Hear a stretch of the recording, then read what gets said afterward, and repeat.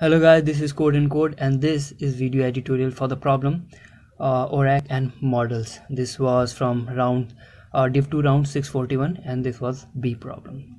So the problem is actually a variation of a very easy dynamic programming problem. So let's see what the problem says. So we are given n integers each having certain value. So Orac thinks that an arrangement is beautiful. The arrangement of elements he will choose will be a subsequence of this original array, and the subsequence should be in the increasing order of the indices, and also the next element must be strictly greater than the previous element. Also the next index should be multiple of the previous element index. If you choose suppose first element you choose with index 5, then the next element you choose in the subsequence must be multiple of 5, right? So here somewhere it is said that must be divisible by, yes, here it is. So next element must be divisible by j plus 1th index must be divisible by jth index. So now we have been given n integers and we have to choose a subsequence such that it follows two different properties. First, every next element should be greater than the previous element, and index of the next element should be divisible by the index of just previous element. So j plus 1th index should be divisible by jth index. So we have to maximize the size of the subsequence. So these are the test cases and these are the exam output. So the problem is actually a variation of, if you might have guessed, of longest increasing subsequence, and longest increasing subsequence is the algorithm that we are going to use here. So if we take an example of, let me show you, of second test case whose answer is equals to 3. Let's take that example. 1423648 is the given input, and now what we will do, we'll of course create a DP array of the same size as we do in the longest increasing subsequence problem. If you have no idea what longest increasing subsequence problem is, just go and see the see and read some of the articles. You can find it on either on Codeforces or just Google it. It is not necessary to have knowledge of LIS algorithm. There are two different kinds of LIS algorithm which differ in the time complexity. One is n square and another one is n log n. Reading n square algorithm is enough to understand this problem. So we have taken a DP array of the same size as the input array, and now DP of I indicates the max number of models Orac can buy, or basically the size of the longest subsequence whose ith element is the last element of the subsequence. So what I mean to say is that DP of I would store the number of the maximum length of the subsequence you can form such that the last element of the subsequence is the ith element. So DP of 4 would indicate the maximum length of subsequence such that the fourth element is actually the last element of the subsequence. Now if you remember from LIS, so what we do, we would initialize all of the elements with 1. Now in the LIS array, all we have to in the LIS algorithm, for each index j we run a loop I from 1 to j minus 1, and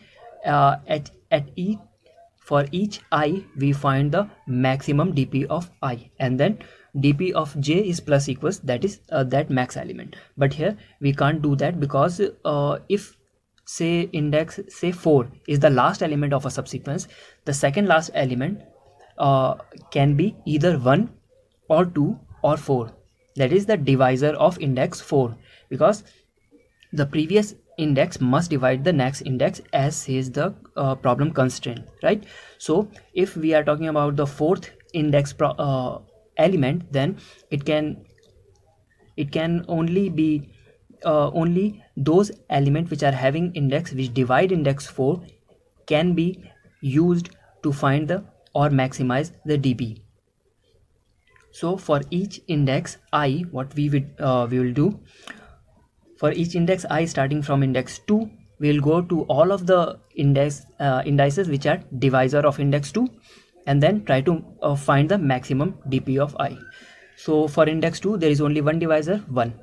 So we'll go to dp of 1. dp of 1 is 1, so maximum you can get is 1 itself. So dp of 2 would be added by 1, so dp of 1 would become 2. Now for index 3, there is only one divisor. We won't count n itself. So index 3, even though has two divisor 1 and 3, we won't count n itself. So index 3 is having one divisor and dp of 1 is 1 only, so maximum we can get is 1. So dp of 3 will be incremented by 1, that is the max you can find. Now index here is 4 and the divisors are 1, 2 only. So we'll go to 1 and we'll go to index 2. Here we'll go to index 1 and till now we found the maximum 1. Another divisor is 2, but here we cannot use this element at the second last element because the previous element must be strictly smaller than 3. And at index 2 the element which is stored, it is not strictly smaller than 3, so we can't use this dp element to maximize.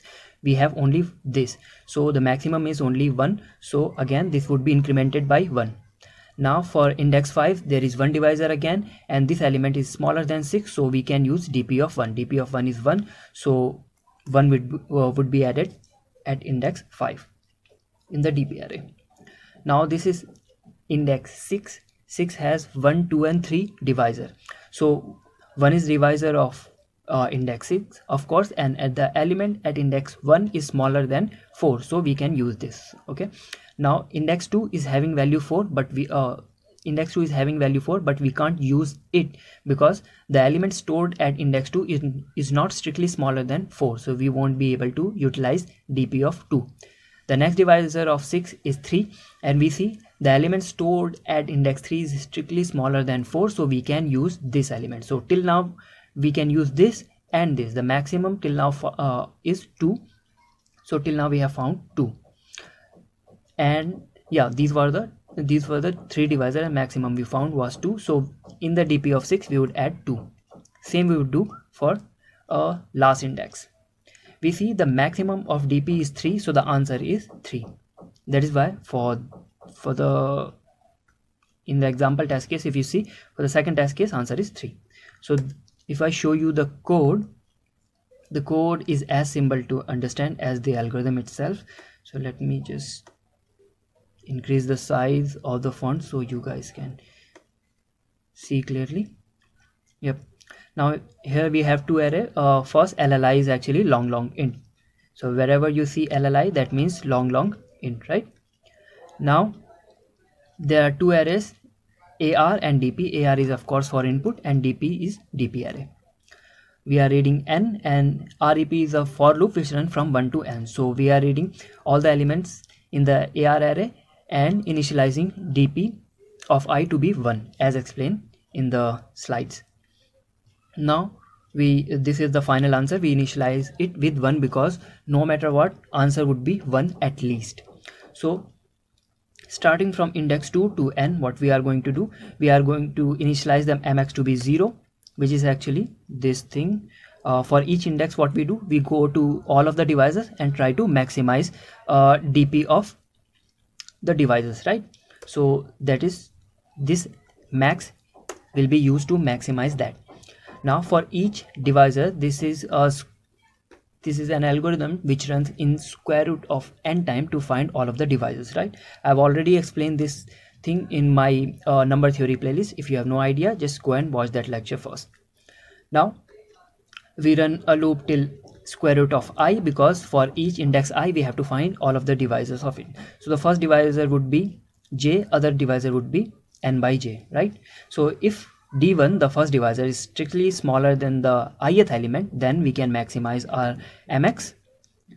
Mx is equals to maximum of mx or dp of d1, otherwise the second divisor.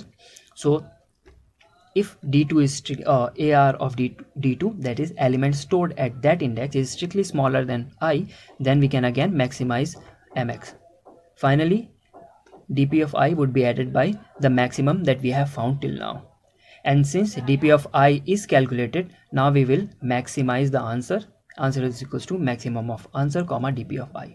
Finally we will print the answer. So this is how we solve this problem, Oracle and models from Codeforces. If you have any doubts or query, of course you can ask in the comment section here.